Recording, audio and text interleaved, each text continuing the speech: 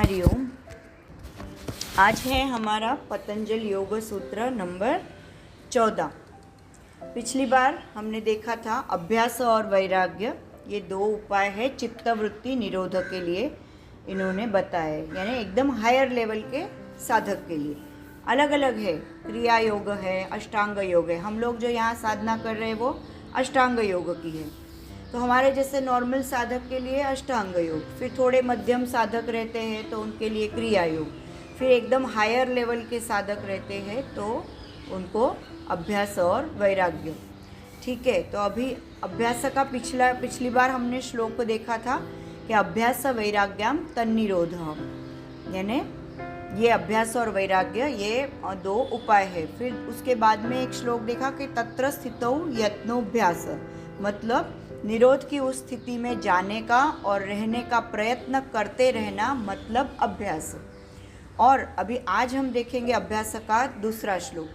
स तु दीर्घकाल नैरंतर्य सत्कारा सेवितो दृढ़ भूमि ही, मतलब वो अभ्यास, अभी हम लोग अभ्यास शुरू कर दिया। अभ्यास कैसे होना चाहिए?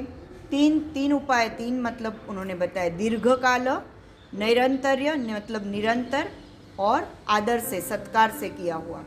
तो इसका पूरा श्लोक का मतलब ऐसे है कि वह अभ्यास हमें दीर्घकाल, निरंतर, आदर से यानी प्रेम से, और यानी हौस, मराठी में बोलते हैं हौस, यानी हम लोग क्या बोलते हैं उसको, एकदम उत्साह से करना चाहिए, तभी वो दृढ़ मूल होता है।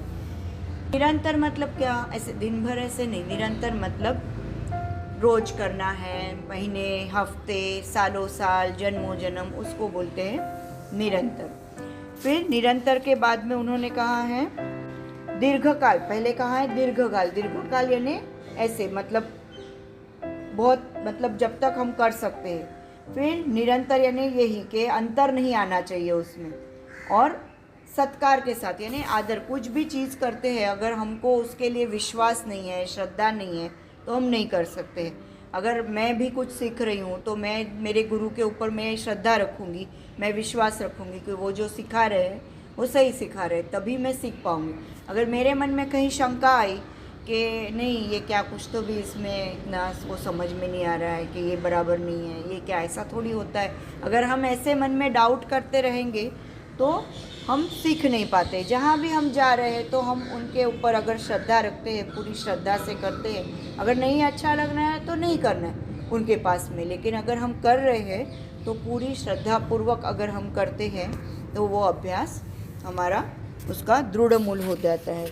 जैसे उन्होंने एग्जाम्पल दिया है कि एक बार क्या होता है, एक सूफी फ़कीर जुनैद की एक कहानी बताते हैं। तो एक बार क्या होता है कि वो ऐसे घूमने के लिए बाहर निकले, तो गांव के बाहर के रास्ते से वो जा रहे थे। तो उसमें एक रास्ते में एक उनको जाने वाला राहदारी मिला उनको। तो उसने क्या पूछा कि यहाँ से, जुनैद को पूछा कि यहाँ से राजधानी तक जाने को कितना टाइम लगेगा मुझे, आप बताइए। तो उसने सुना न सुना किया, जुनैद ने, हाँ, जो वो फ़कीर था उसने सुना अनसुना किया। ठीक है, फिर थोड़ी देर आगे गए। फिर उसको लगा कि ये शायद बहरा है, इसने सुना नहीं, मुझे जवाब नहीं दिया, तो उसको ऐसे लगा कि ये शायद बहरा है। दोनों वो एक के पीछे एक ही चल रहे थे, वो आगे चल रहा था, ये जुनैद पीछे चल रहा था। फिर उसके पीछे जाने के बाद 1-1.5 मील जब हो गया, 1-1.5 मील दोनों चल गए, मील यानी हाँ माइल्स, तो उतना चल गए। उसके बाद में उसने खुद होके बताया कि तुझे ये यहाँ तक राजधानी तक पहुँचने के लिए अभी और 8 घंटे लगेंगे, 8 घंटे। तो उन्होंने बोला मैंने थोड़ी देर पहले भी तुमको ये पूछा था, तभी तुमने ये जवाब क्यों नहीं दिया मुझे?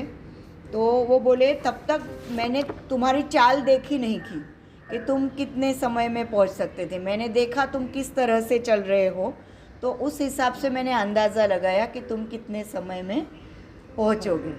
तो यही है हमारा अभ्यास का, हमारी कितनी तीव्रता है, हमारी कितनी उसमें मतलब कंटिन्यूटी है, हमारी कितनी रेगुलरिटी है।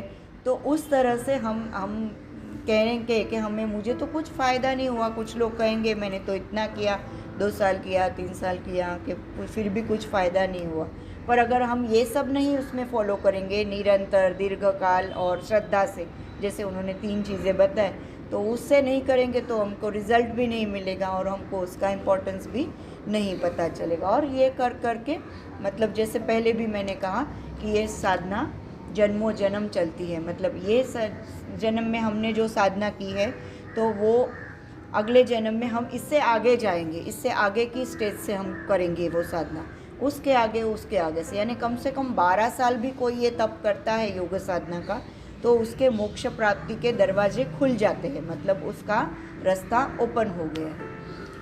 पर अगर उसमें हमने गैप लिया तो वापस हमारा पहले से शुरू हो जाता है वो काउंटिंग, ऐसा है इसमें।